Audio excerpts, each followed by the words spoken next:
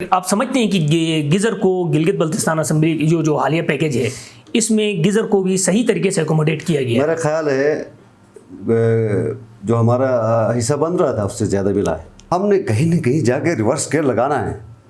इस तंजाब में ऐसे नहीं चलना है कि आपकी सारी आबादी हरामखोरी करने लगे। आप मुझे बता दें, इस वक्त भी आपके 52,000 रेगुलर एम्प्लॉइज हैं NIS पे। आपकी प्रायोरिटीज़ की ये हालत है कि इन 52,000 में आपके पास जनरल नर्सिस की तादाद टोटल 57 है। 57 में से भी 15 नर्सिस इस वक्त कॉन्ट्रैक्ट पे हैं।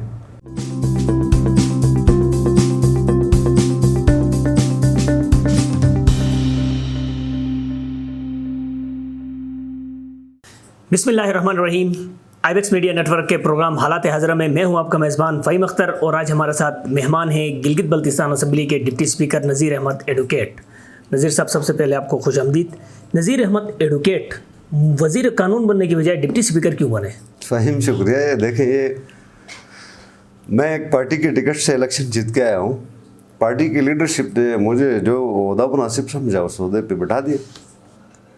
आप कि जो असेंबली में या जो हुकूमत साजी थी उसमें आपको कंसिडर किया जा रहा था एज ए वज़ीर कानून, तो डिप्टी स्पीकर बना के गिजर को भी, एक गिजर का वैसे भी इशू आ रहा है, काबिनेट से साइड करने की वजह? ये एक परसेप्शन है बेसिकली, ऐसा नहीं है। इस वक्त में भी गवर्नमेंट में डिप्टी स्पीकर होते हुए भी सारी कंसल्टेशन का मैं हिस्सा रहता हूँ।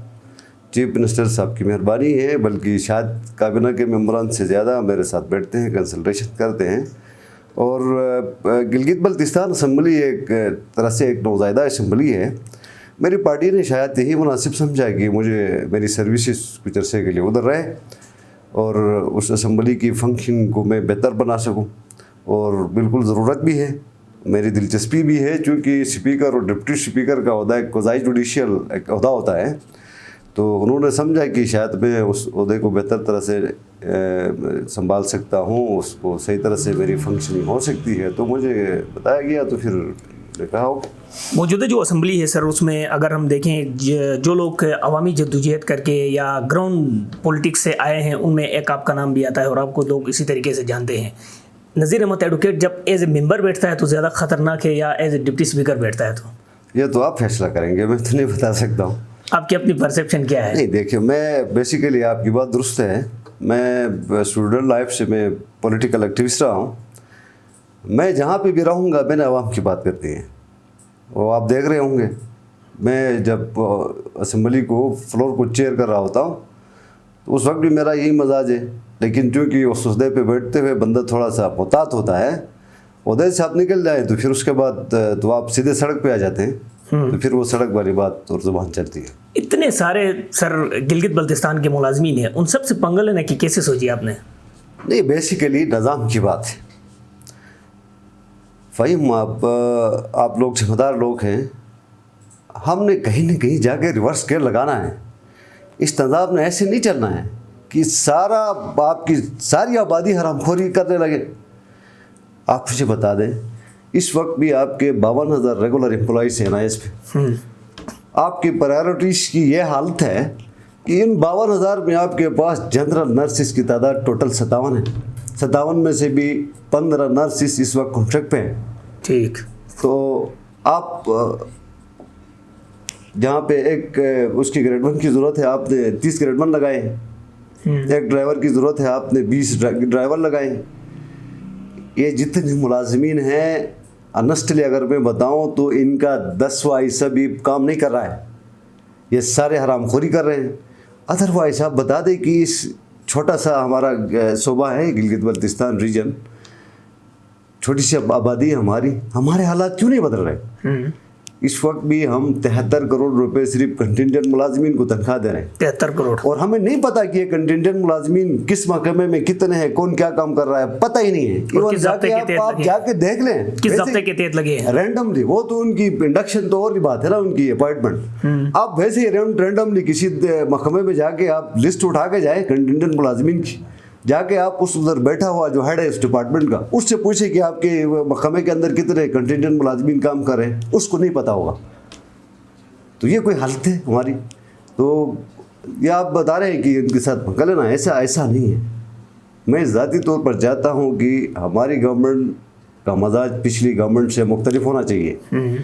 हम मेरिट का नाम दे के, हम इंसाफ का नाम लेके हम इलेक्शन जीत के आए, और खुसूसन मैं अपने हल्के से मैं लोगों के साथ ये वादा करके आया हूँ कि मैं मेरिट को इंश्योर करूँगा। अब मेरी गवर्नमेंट करती है नहीं करती है, अगर मैं अकेला भी रह गया तो मैंने इंसाफ को मेरिट के साथ खड़ा रहना है, मेरे पीछे नहीं हटता है। अभी क्या सूरत हाल है सर? जो आपने कमेटी बनाई थी और उसके आपने रिपोर्ट तलब किए थे और वो अखबारात में इश्तिहार भी आ गया था, अभी क्या सूरत हाल है? उसमें कोई स्क्रूटनी हो रही है, मुलाजमीन फारिग हो रहे हैं, या कुछ देगर लोगों को ऐड किया जा रहा है जिन पे आपने शुरू में कहा था कि उनकी वेरिफिकेशन नहीं हुई है? जी, अभी तक लोगों की दरखास्तें आ रही हैं। रिकॉर्ड के लिए मैं अर्ज करूँ कि जब ये बिल बन रहा था उस वक्त भी ही मुझे सेक्रेटरी ने बताया कि उस वक्त ही 2000 दरखास्तें आई हैं। उस वक्त 2020 जिस वक्त बिल बन रहा था। ठीक। उसके बाद तकरीबन, अभी मैंने काउंट तो नहीं किया है, गालिबन कोई 1000 के करीब अभी होंगे जो रह गए हैं। अब बेसिकली देखना ये है कि ये जो रह गए हैं वो, अच्छा, जिनका बायोमेट्रिक हुआ है, चाहे वो कॉन्ट्रैक्ट पे है, कंटिजेंट मुलाजमीन हैं, अच्छा प्रोजेक्ट पे हैं, देखना ये है कि ये लोग कैसे, कब और क्यों लगे। अगर इनको लगाते हुए कोई अगर किसी ने रूल वायलेट किया है, या फिर गैर ज़रूरी तौर पर जहाँ पे एक मुलाजिम की ज़रूरत थी वहाँ पे अगर 20 मुलाजिम लगे हैं तो बासपुरस ज़रूर होगा। आपने सर असेंबली में, जहाँ तक अगर निज़ाम की बात की जाए तो आपने असेंबली में एक टर्मिनोलॉजी इस्तेमाल की थी कि अयाशी के अड्डे, ये भी निज़ाम का हिस्सा है? मैंने शायद चेयर करते हुए ये नहीं कहा था। चेयर करते हुए नहीं कहा था? बिल्कुल मैंने कहा था। तो आप क्या कहेंगे, आप मुझे बताएं। आप के उसके बजट से 28 अरब रुपए आप सिर्फ मुलाजमीन को तनख्वाहें दे रहे। एक अजीब इधर आप माहौल है, आप देख लें। हर मुलाजिम रोड पे एहतजाज करके कि जी मेरी मराद बढ़ाओ, मेरी तनख्वाहें बढ़ाओ। आप एग्जाम्पल ले लें, आप मसलन आपके स्कूलों के अंदर आपका रिजल्ट जाके देखें, 9वीं 10वीं क्लास के अंदर जाके आप स्टूडेंट से रैंडमली पूछे कि आप पढ़ क्यों रहे हैं, तो किसी को नहीं पता होगा कि वो क्यों पढ़ रहे हैं। रिजल्ट देखें उनका, 1% स्टूडेंट नहीं पास होता है। तो इंसाफ का तकाजा ये है कि उनकी तनख्वाह कम करनी चाहिए। टीचर ऐसे मिसाल में दे रहा हूँ, हर महकमे के अंदर ये हालत है, जो तनख्वाह हम दे रहे हैं या गवर्नमेंट दे रही है, अब वो ही हलाल नहीं है तो उसको फिर कहते हैं कि मराद बढ़ाओ, तनख्वाहें बढ़ाओ, और सिर्फ डिमांड नहीं करते हैं, सड़कों पे आ जाते हैं। तो कोई कानून, कोई उसूल नहीं बना है इस इलाके के अंदर। तो ये बिल्कुल गलत तरीका है। हरामखोरी मैंने इसलिए इस्तेमाल किया था कि शायद मैं अपने आप को भी इसमें शामिल करके कह रहा हूँ कि शायद हम सारे हरामखोर हैं। एक तरफ सर मैं ठीक है, मुलाजमीन की सूरत हाल ये है, दूसरी तरफ गिलगित बल्तिस्तान असेंबली भी मुसलसल अपने अरकान की तनख्वाहें बढ़ा रही है, और इतला ये है कि एक मजूज़ा तौर पर एक बिल भी जमा हुआ है असेंबली में, तो ये भी उस 28 अरब के अंदर शामिल हो रहे हैं। हाँ, बिल आया है, अपोजिशन की तरफ से एक बिल आया है, तो उसको कानून के मुताबिक हम प्रोसेस कर। यही सवाल आप असेंबली में फिर उस वक्त भी उठाएंगे? जी ज़रूर। देखें, अगर असेंबली के मेंबरान कन्विंस कर सके, जिन्होंने बिल लाया है वो कन्विंस कर सके फ्लोर को कि तनख्वाह बढ़नी चाहिए। आप वैसे ऑनेस्टली बता दें कि जो अपोजिशन का एक मेंबर है जिसकी 2 लाख तनख्वाह है, तो 2 लाख तनख्वाह से अगर एज मेंबर में अगर सोच लूँ तो मेरा ख्याल है कि कोई इंसाफ उसके साथ भी नहीं, क्योंकि एक मेंबर ने दूसरी, लेकिन देगर असेंबलियों से कंपेयर भी तो करना होगा ना सर। देगर असेंबलियों में कितनी तनख्वाहें नहीं है? मराद ज़्यादा है, और असेंबलियों में ज़्यादा है। सिर्फ तनख्वाह का इशू है देगर असेंबलियों के साथ? अगर हम तनख्वाहें भी तकरीबन इतनी है, मराद कुछ और असेंबलियों के ज़्यादा हैं। अच्छा सर, आपका जो हल्का है और आपका जो ज़िला है वो हमेशा से हम देखते हैं, अगर नून लीग के दौर में देखें तो उस वक्त भी, और आज जब पीटीआई की हुकूमत आ गई और आप हुकूमत का हिस्सा बने, तो भी हम देख रहे हैं वहाँ से मुसलसल एहतजाज हो रहा है। तो क्या वजह है? इस वक्त आपके ऊपर एतमाद नहीं किया जा रहा है या कोई खौफ है जिसकी वजह से वो सड़क पर आने को तरजीह दे रहे हैं? एहतजाज तो आज अपोजिशन मेंबरान ने की है। अपोजिशन के दौर आपके हल्के में नहीं, मेरा हल्का चूँकि हेडक्वार्टर, मेरा हल्का हेडक्वार्टर है, तो एहतजाज तो जहाँ पे भी होता है हेडक्वार्टर भी होता है। लेकिन वो मैं बताऊं कि वो अपोजिशन के मेंबरान हैं, लोगों ने उनको वोट दिया, उनके पास मैंडेट है, उनको लगे कि गवर्नमेंट उनके साथ सही सलूक नहीं कर रही है, तो उनका पूरा हक है, वो एहतजाज करेंगे, वो हुकूमत तो नहीं करेंगे ना। उससे उनके एहतजाज से कबल मेरे ख्याल से एक तस्वीर आपके साथ भी उनकी मीटिंग की आई थी, मेरे साथ तो कोई मुश्तरका लाए अमल था ये? नहीं, बिल्कुल ऐसा नहीं था। मैं तो अब चूँकि गवर्नमेंट में हूँ तो मैं उनको मजबूर तो नहीं कर सकता है कि वो मेरे साथ हुकूमत में शामिल हो जाए। उन्होंने अपोजिशन कर दी है, तो वो शायद मैं कन्विंस नहीं कर पाया उनको। तो उनकी बात, उनकी के पास भी कोई दलील होती है, कोई वो बात करते हैं। तो अगर मुख्तसरन ये पूछे सर, आप समझते हैं कि गिज़र को गिलगित बल्तिस्तान असम्बली जो हालिया पैकेज है, इसमें गिज़र को भी सही तरीके से एकोमोडेट किया गया?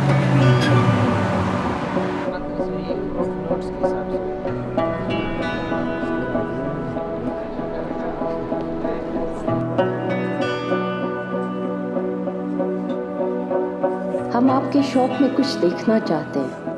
क्या आपको अपने फर्श के लिए नरम और मुलायम कारपेट्स की ज़रूरत है, या अपने लाउंज को खूबसूरत बनाने के लिए नफीस सोफ़ों की तलाश? दुनिया के सबसे खूबसूरत ईरान, इजिप्ट, तुर्की के कालीन हो, या आपके बच्चों के खेलने के लिए bean bag, master multi mattress और भी बहुत कुछ सिर्फ और सिर्फ हमारे यहाँ।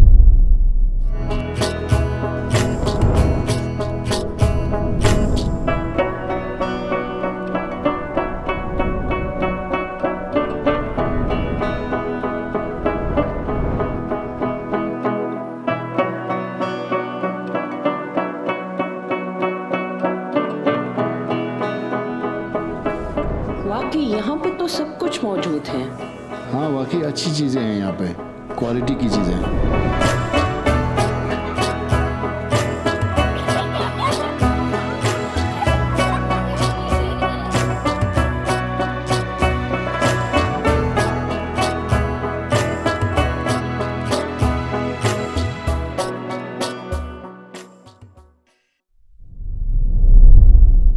मेरा ख्याल है जो हमारा हिस्सा बन रहा था उससे ज़्यादा मिला है, उससे ज़्यादा मिला है। सवाए रोड के बाकी तो जो प्रोजेक्ट्स हैं टूरिज़्म के अंदर जो लग रहे हैं पैसा, अच्छा उसके बाद एजुकेशन में लग रहा है, जो अभी इंक्यूबेशन सेंटर्स बन रहे हैं, अच्छा फिर उसके बाद पर्सन डिसेबिलिटी के लिए कुछ बन रहे हैं सेंटर्स, वो है फ्लड पे बन रहे हैं।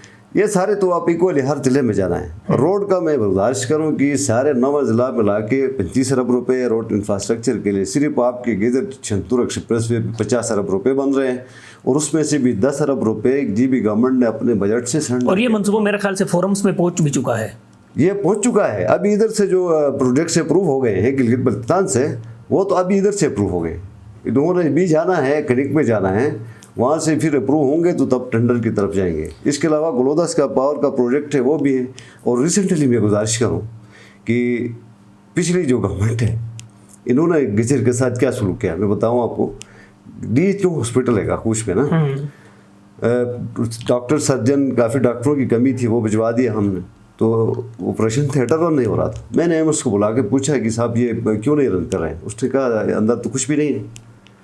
उसको मैंने कहा कि आप रिवाइस आप PC1 बना के ले आए, तो कास्ट पूछा तो 190 मिलियन 19 अरब रुपये, करोड़ रुपए, 19 करोड़ रुपए का PC1 में सीएम के पास। उसने दूसरा सवाल ही नहीं किया मुझसे। ठीक, वो उसके बाद मेरे हल्के के अंदर ही शमन पावर हाउस है, उधर एक पूरा गांव है। वो गांव नवंबर के बाद वहाँ पे क़यामत का समा होता है, आप जाएंगे तो वहाँ पे वो पावर हाउस का पानी लीक हो गया है चैनल से, घरों के अंदर दाखिल होता है। तकरीबन नवंबर से जाके आपके जनवरी फरवरी की मार्च तक जो हालत होती है लोगों की। ये पिछला मेंबर भी वहाँ से वजीर भी था ना, उसी हल्के से, मेरे हल्के से था। उनको तौफीक नहीं हुई वहाँ पे जाके कोई 50 लाख करोड़ रुपए का मेंटेनेंस करा था। वो अभी तक वो है, इस्कोमन का है, यासीन के पावर हाउस, उनकी मात में कोई 11 करोड़ रुपए के PC1 तैयार थे, वो करके दिए। एक मुख्तसर सवाल मैं पूछता हूँ, गिजर की अगर सियासत की बात की जाए तो आपका ही हल्का हुकूमत का हिस्सा क्यों होता है? देखें, नाजी साहब तीसरी दफ़ा जीत के आ रहे हैं अपने हल्के से, तो वो तो BNF के सरबराह हैं, तो उसमें हुकूमत में तो उसने नहीं, ताहयात अपोजिशन है वो। हाँ, वो पहले से सबको पता होता है, वो तो किसी हुकूमत का हिस्सा होता नहीं है।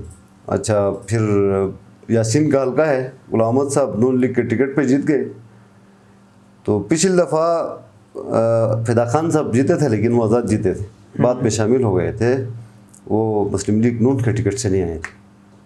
बहुत शुक्रिया नज़ीर अहमद एडवोकेट साहब। नाज़रीन, हालात हज़रा का प्रोग्राम आपने सुन लिया, अपने फीडबैक से ज़रूर नवाजें। इजाज़त दीजिए, अल्लाह हाफिज़।